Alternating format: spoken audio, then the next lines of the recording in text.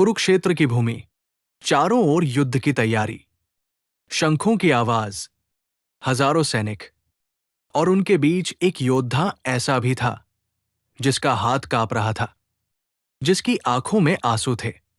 ये कहानी है अर्जुन की और उस ज्ञान की जिसे आज हम श्रीमद् भगवद गीता के नाम से जानते हैं। अध्याय 1, अर्जुन का टूटना। अर्जुन भगवान श्री कृष्ण से कहते हैं, हे कृष्ण, मेरा रथ दोनों सेनाओं के बीच ले चलो। जब अर्जुन देखता है कि सामने उसके अपने भाई गुरु द्रोणाचार्य, पितामह भीष्म खड़े हैं, तो उसका हृदय टूट जाता है। उसके हाथ से धनुष गिर जाता है। वो कहता है, मैं अपने ही लोगों को कैसे मारूं?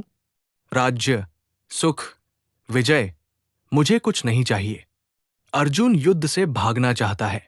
अध्याय 2, आत्मा का रहस्य। तभी श्री कृष्ण बोलते हैं, अर्जुन, तुम जिस शरीर को मारने की बात कर रहे हो वो नश्वर है, लेकिन आत्मा कभी नहीं मरती।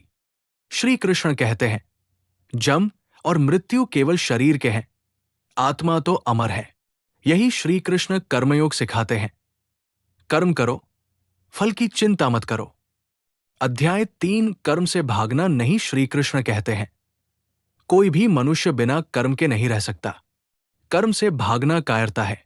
अपने कर्तव्य को ईमानदारी से करना ही सच्चा धर्म है। अध्याय 4, अवतार का रहस्य। भगवान कहते हैं, जब जब धर्म की हानि होती है और अधर्म बढ़ता है, तब तब मैं अवतार लेता हूं। यानी भगवान अन्याय को मिटाने के लिए खुद इस संसार में आते हैं। अध्याय 5, 6, संयम और ध्यान। श्री कृष्ण बताते हैं, सच्चा त्याग बाहर से नहीं, मन से होता है। ध्यान, संयम और संतुलन मनुष्य को शांत करता है। मन बहुत चंचल है, लेकिन अभ्यास से उसे वश में किया जा सकता है।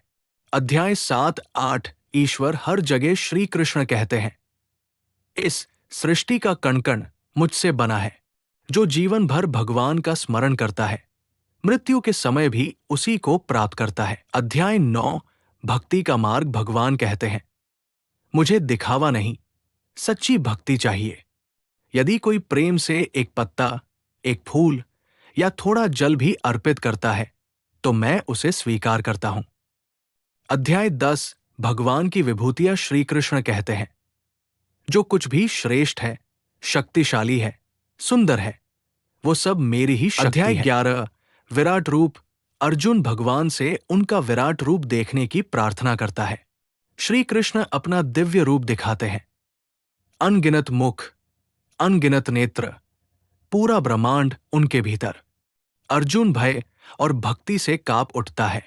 अध्याय 12, 17, भक्ति, ज्ञान और कर्म। भगवान समझाते हैं, भक्ति, ज्ञान और कर्म तीनों का संतुलन ही जीवन है। अहंकार, क्रोध और लोभ मनुष्य को गिराते हैं। सात्विक जीवन मनुष्य को ऊंचा उठाता है। अध्याय 18, अंतिम उपदेश। श्री कृष्ण अर्जुन से कहते हैं, अपने सभी संदेह छोड़ दो, मुझ पर भरोसा रखो और अपने धर्म का पालन करो। अर्जुन उठता है, उसका मोह टूट चुका है।